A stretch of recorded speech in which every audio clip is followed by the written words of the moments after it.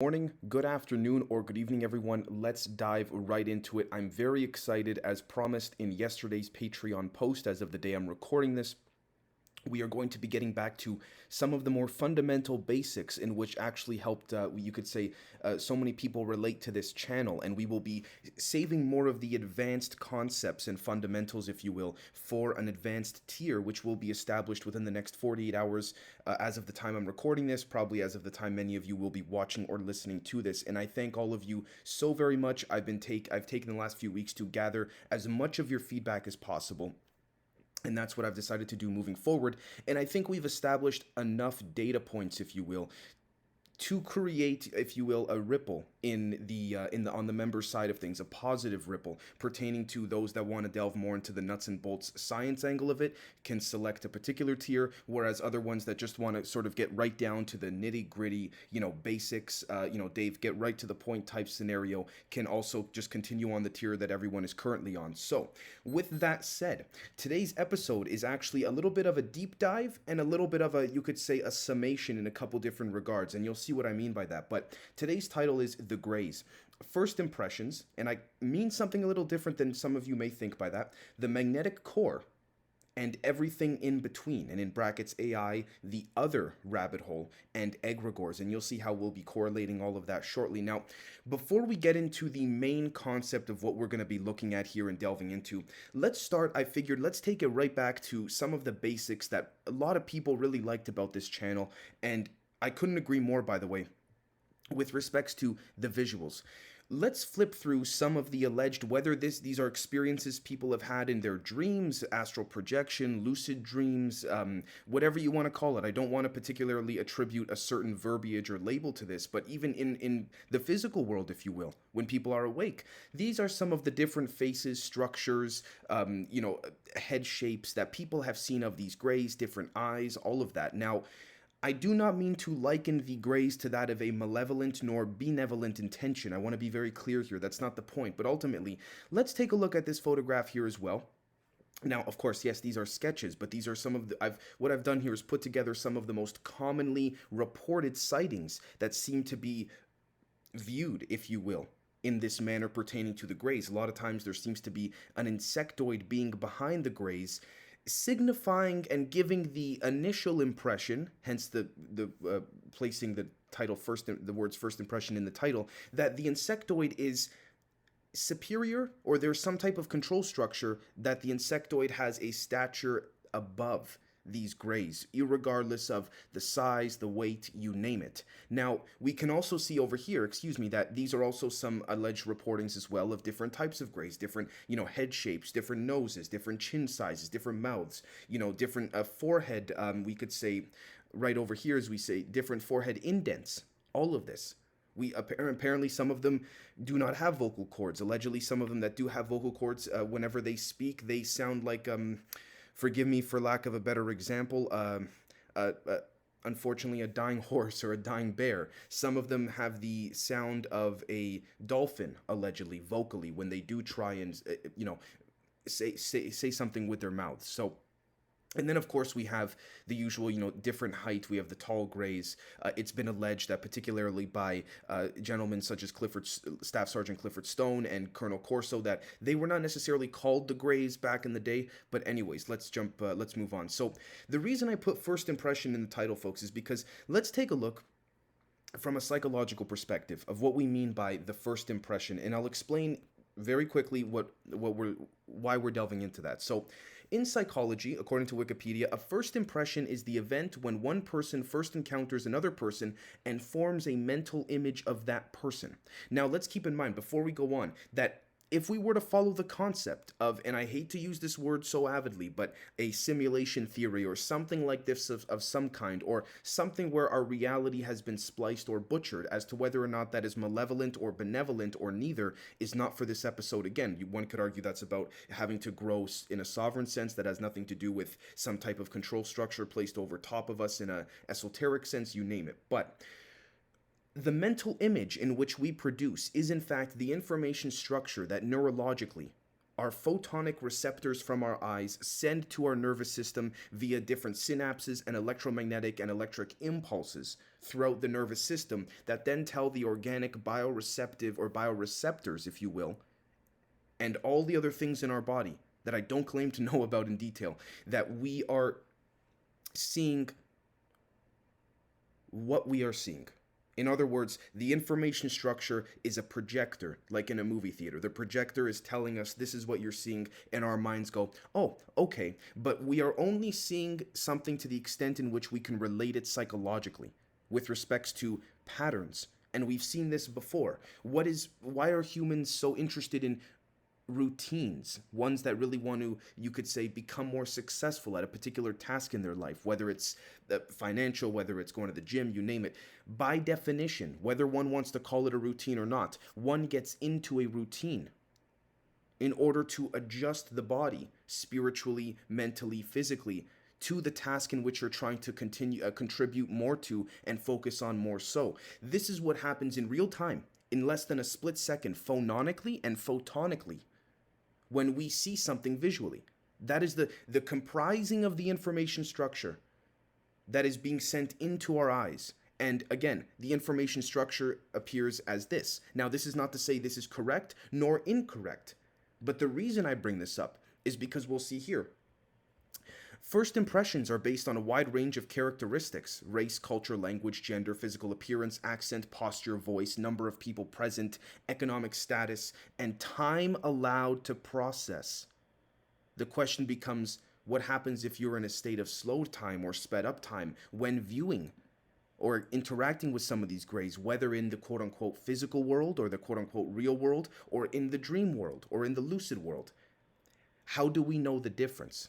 And you may be saying, Dave, hold on a second. You're kind of confusing me here. What are you trying to get at? Well, if we scroll down right over here and we head to the neuroscience aspect, okay, of first impressions, we see that first impressions are formed within milliseconds of seeing a target. When intentionally forming a first impression, encoding relies on the dorsomedial prefrontal cortex. Interesting, almost like something is feeding our prefrontal cortex with some type of impression. I am not saying that is correct nor incorrect. The question is, where is the feeding coming from? Is it coming from the grays themselves when we interact with them, or when we approach them, or when we just so happen to be, say, on a walk in a national park or in a national forest, something like this, and we interact with them? What's occurring there in that regard? Now we see here, of course, you may be saying, Dave, that's a little bit conspiratorial. Well, we see here that when forming immediate impressions based on emotion, the stimulus can bypass the neocortex by the way of the amygdala hijack. And that is an emotional response that is immediate, overwhelming, and out of measure with the actual stimulus, because it has triggered a much more significant emotional threat. Kind of like the news these days, but let's put that aside for a second. Now, again, this speaks to something called EMINT, which is called emotional intelligence, but let's stay on track. Is this what's occurring with respects to the grays? Now, I say that. Why? Because let's take a look here, for example. I've pre-prepared a stick person. Let's say this stick person on this drawing board represents humanity, okay? And here's what's interesting about all of this. If we take a look at the way in which an impression is formed, based on the definitions we just read, an impression is formed about one thing based on humans by measurement and visualization of this black line. Now, let's change the color. Say the black line is your first impression of a sports game. Say this red line is your first impression of being in a car. Say this green line is your first impression of being, I don't know, on a plane. You guys see where I'm going with this? Each color represents a different time in your life in which you experienced that initial first impression. It is very difficult, not impossible. Again, because if it was impossible, many of you would probably not be on the Patreon, and you probably wouldn't even be following what I'm trying to say, and I wouldn't be here right now if it was not possible to reverse this. But it is possible to take all of those impressions and go right back to the beginning and say to yourself, let's drop everything I've ever learned Not in a negative sense, but in a sense of questioning an outside of the box apparatus. And I say that because that's what we have to do when applied to the greys here. And you might say, Dave, well, what do you mean by that? Well, okay. This is stealthskater.com/documents/Burish_24.pdf. We covered this a handful of months ago, and this has to do with Mr. Bill Uhouse, the Atomic Energy Commission, and Linda Moulton Howe, who we had on the show recently. This was a 2002 interview, if I'm not mistaken, with Mr. Bill Hamilton discussing what Mr. Bill Uhouse also had talked about on video testimony. I want to be very clear. This is all out there for those on the Patreon. If you would like to see the video testimony, by all means, you're more than welcome to message me. I am not stating that Mr. Burish, Mr. Uhouse, Mr. Hamilton are completely correct in their personal opinions and their claimed, we could say, experiences when working at Los Alamos, working at S4 and all of this. The reason I bring this up is because Bill Uhouse had interacted with Edward Teller and with a being called J-Rod. Now, I know this is nothing new. We've covered this many times before, the J-Rod, the Grey. We're not going to focus on that. We're not going to focus on what he looks like. Again, this is page 10. Very quickly, for those that are new to the channel, this is a sketch, allegedly, of what the Grey look like, give or take 3 to 4 feet in height.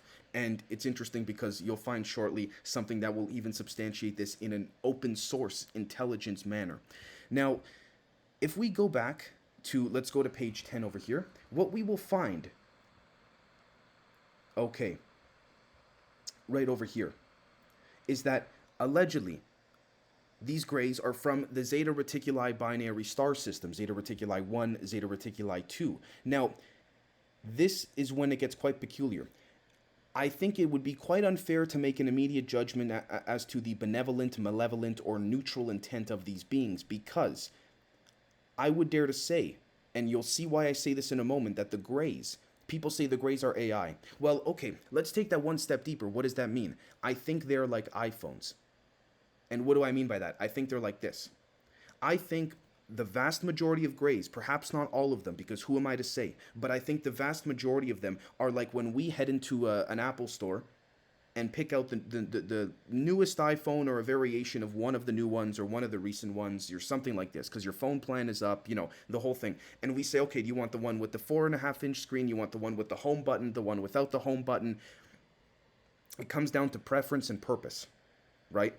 Which is also giving you an initial first impression that you then revisit and say, okay, I remember in 2007 when I got the first iPhone, and if we jump back to the sketchboard here very quickly, say the green line, let's just making it up, represents when you got your first iPhone. What you're doing now is you are then going back to remind yourself, hold on, my old iPhone is gone. I need to reinvigorate my initial impression of the newer model of the iPhone. Right? I think the Greys are just like iPhones with respects to some other, whether human or non-human entity, selecting what type of assistance they would like based on their tasks, based on their preference, based on many different things, right? Everyone's different.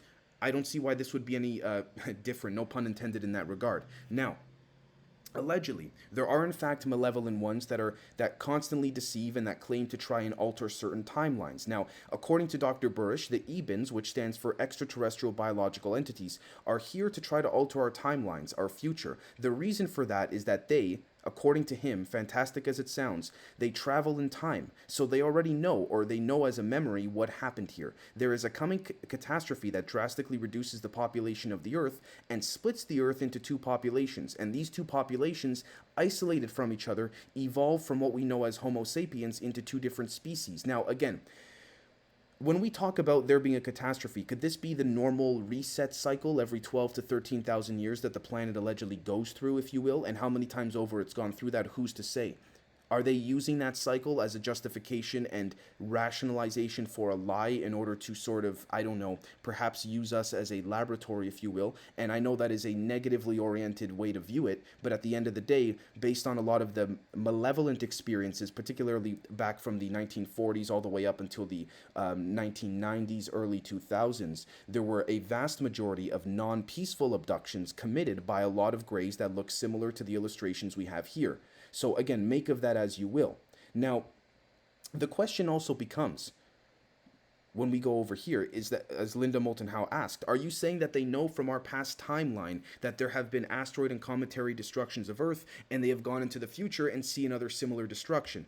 Mr. Hamilton says, what I'm saying is that they evolved in our future according to the doctrine of the convergent timelines. I would kindly recommend a lot of you to search up the Kaluza-Klein theory if you're interested in delving deeper into this, specifically the convergent timelines angle. In other words, they come from our future and they have traveled backwards to our past, our current present. They're coming back because they're trying to prevent some sort of catastrophe, Linda asks. Mr. Hamilton says they're trying to alter the timeline. Yes, apparently whatever genetic traits this J-Rod inherited, they're suffering from some kind of defective gene, which has caused neural degeneration in their system, or what Dr. Burish calls a peripheral neuropathy. In fact, Dan was given the task of looking into the possibility of genetic reverse engineering to repair the extraterrestrial biological entity's degenerate system. Now, here's what's interesting. They talk about how this catastrophe was going to be around, give or take, the year 2012 and all of this, but when we take a look at the way in which these greys allegedly feed themselves, what we'll find here is this right here. Worldwide animal mutilations. Linda asks, how would animal mutilations play into all of this? Mr. Hamilton says, the only thing I could determine, and let's also be fair to let's play devil's advocate. This is the only thing Mr. Hamilton could determine. That doesn't mean that, just because that's the only thing he could determine, everything's all said and done. Okay, time to go home, folks. Job is done, investigation over. No. But he claims there's something in the food formula that these greys use because they no longer ingest food through their mouths and they take it through the alimentary canal to digest it. Instead, they absorb the nutrients through their skin. Linda asks, is this something Mr. Burish has confirmed he has knowledge of? Mr. Hamilton says, yes, in fact, he even gave me a name for the process. I don't recall what it was. Linda Moulton Howe says, so this old story from the 1980s about a gray species of non-humans painting their skins with blood and tissue from animals to absorb it is supposedly true according to Mr. Burish. Mr. Hamilton says, yes, not only Dan Burish, but also other sources have given me this very same information, including a retired Marine sergeant who was active in crash retrievals. It's possible that could have been Staff Sergeant Clifford Stone. Let's not make any conclusions. Again, I'm just speculating. Linda says, what did he say? Mr. Hamilton says, he said the same thing, but he called it osmosis. When I mentioned osmosis to Dan, who's a microbiologist, Dan Burish, he said, that is not exactly the process. Then he gave it a name. I'm sorry that I wasn't prepared and did not write it down because it was technical. I'll have to ask him again. Linda Moulton Howe asks, is it your impression from the military man and Dan Burish that the collecting or harvesting of the tissue and fluid from animals around the world for half a century or more is a kind of food gathering process for these beings? Mr. Hamilton says apparently the hemoglobin is used in that formula that they use for nutrition that they put on their skin, Linda asks. Mr. Hamilton says, right. Linda then says, quite aptly and intelligently, this would be another reason why these particular ETs could not mix with human civilization very easily. Mr. Hamilton says that's true. Also, at least the J-Rod kind needs to breathe in a different atmosphere. Almost like the hydrogen and oxidization of that hydrogen is quite significant, isn't it? Now, what's interesting is that, again, as Dan Winters has brought up long before even Dan and I got involved in doing collaborations together so graciously, Planck times golden ratio equals the exact radius or radii of hydrogen on a theoretical basis when you do calculations on paper. Interesting that we see hydrogen, the oxidization of this constantly reoccurring. The question becomes, okay, why is this so significant? Well, I don't think the greys ever left. I think they're just becoming more prominently noticed by that of, you could say, human neurological form constants, or what we could call egregores. When humans focus on something, whether it's real or fake, it becomes real. By definition, your belief becomes your reality. Now, the question becomes, why, Dave, why are you saying that? Well, if someone or a handful of people put an intent or a thought form into the quote-unquote ether, what would normally come of that? What would occur in a particular regard? Well, you would have this idea that there would be an initiative to try and contact some of these greys if this wasn't secret, right? kind of like the Arecibo message that we sent out, I believe in the 1970s or 80s, if I'm not mistaken, which was the Search for Extraterrestrial Intelligence institution, if I'm not mistaken again. We sent out everything that comprised our, our population, our DNA, what we're made out of, our height, you name it. And we received in response this in binary. We sent it out in binary, then we received this in binary. Now here's what's interesting. We are made of carbon. This binary message stated that they were made of silicon. There's a difference. Now, what's interesting about all of this is that when you look at the different forms of what is called random access memory, we see here, is a form of computer memory that can be read and changed in any order, typically used to store working data and machine code. You'll find here that silicon, metal oxide silicon, is extremely prevalent in the random access memory solid state drives that succeeded that of the, you could say, direct access memory like CD-ROMs or, read-only memory, you name it. Now, here's what's interesting. The invention of the MOSFET, the metal oxide semiconductor field effect transistor, also known as the MOS transistor, by Mohammed M. Attallah and Dawan Kang at Bell Labs, there's Bell Labs again, in 1959, led to the development of metal oxide semiconductor memory by John Schmidt at the Fairchild Semiconductor in 1964. Now, here's what's interesting. If we go up here, we'll find that the first practical form of random access memory was the Williams tube, starting in 1947. The same year Roswell occurred. It stored data as electrically charged spots on the face of a cathode ray tube. Since the electron beam of the cathode ray tube could read and write the spots on the tube in any order, memory was random access. The capacity of the Williams tube was a few hundred to around 1,000 bits, but it was much smaller, faster, and more power efficient than using individual vacuum tube latches. Which then leads us to magnetic core memory. We see here, look at the image of it, was invented in 1947 and developed up until the mid-1970s. It became a widespread form of random access memory, relying on an array of magnetized rings. Why would that be obsolete these days? Again, it's been stated that, there's something much better and all this and that, but again, should we dismiss that statement that institutions within STEM, science, technology, engineering, mathematics, say we have much better things, better than magnetic core memory? I'm sure we do, but why don't we revisit this particular highlighted paragraph, the same way we have been revisiting the thoughts of, again, giving a reignite, you could say a reignition to our first impression of things, if that makes sense, right? So we see over here, again, that an integrated bipolar static random access memory, SRAM, was invented by Robert H. Norman at Fairchild Semiconductor in 1963. It was followed by the development of MOS, which is, again, the metal oxide semiconductor RAM, by John Schmidt at Fairchild in 1964. SRAM became an alternative to magnetic core memory, but required 6 MOS transistors for each bit of data. Now, I'm not going to go down this particular rabbit hole, but the idea of, again, 6, the number 666, the 369, being that of, you could say, a tool, an egregorical tool. It is not bad or not good. It depends on the way in which the user leans it, if you will. Now, the reason I bring all of this up, folks, the reason I want to bring all of this up is because we see here, according to the sun.co.uk, Georgian-era UFO Westminster sighting found in Royal Society Journal from 1746.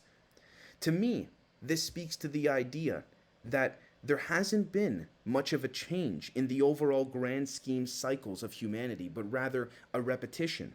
And these greys have always played a part. Why do I say that? Well, again, Not to jump too all over the place, but if MOS, the metal oxide semiconductor field effect transistor, is so out of date, and this magnetic angle of things is not good and all of that, why is it we look at a paper again? We're using the same paper by Charles Lieber, Nanobioelectronics. This is a very in-depth paper. There's a lot to be learned of from here. We see here, I just searched up the word oxide.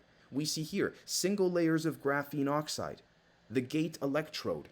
Again, innovative nanoscale combing technique that we looked at on the previous, I believe, limited Hangout episode, right?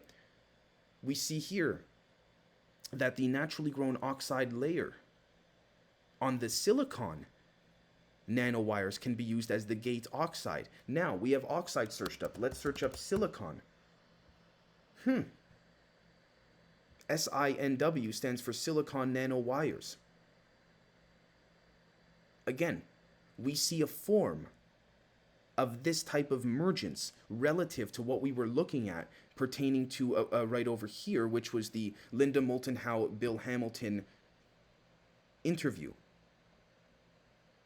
Right? Now, there are, again, also other greys that look like this too. It's been alleged that they can sort of jump in and out of these shells. Again, these iPhones, if you want to call it, and the software of the iPhone, as we're seeing on the visual here, in a more loose gaseous form, would be what we call plasma, perhaps?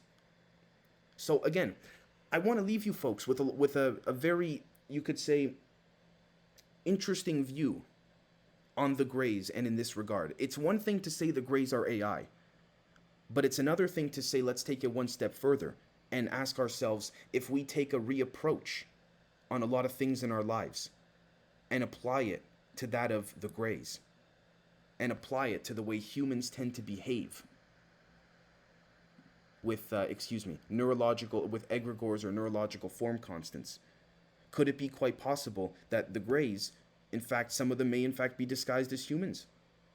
Again, and I say that because all we need to do is take academic papers like these and scale them up. This is being done on the nano level. What happens if it's done on a level that, again, is more relatable, viewable, and interactable with you and I? You would probably have something like a grey. So, with that said, folks, I would like to thank you all so very kindly. Oh, actually, you know what? One last thing. Forgive me.